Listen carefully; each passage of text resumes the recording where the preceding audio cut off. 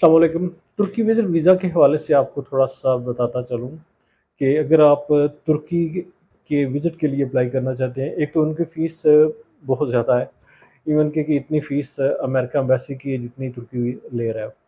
दूसरा ये कि फ्रेश पासपोर्ट पे वो वीज़ा नहीं देते। इन केस अगर आप कि फाइनेंशियली आप बहुत स्ट्रॉन्ग हैं, आपका बिज़नेस के डॉक्यूमेंटेशन आपकी ठीक-ठाक अच्छी खासी है, तो फिर कुछ चांसेस होते हैं।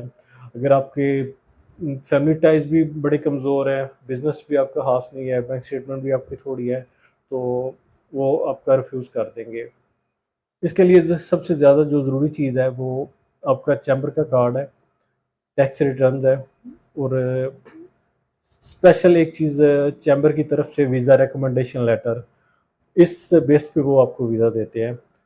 अगर आप जॉब करते हैं तो कंपनी की तरफ से आपका एक्सपीरियंस लेटर, आपका लीव लेटर, साथ आपकी जो सैलरी स्लिप है वो साथ अटैच होंगी।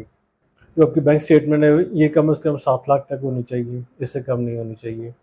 इन सारी चीज़ों को मद्देनज़र रखते हुए ऑफिसर आपका वीज़ा ग्रांट करते हैं।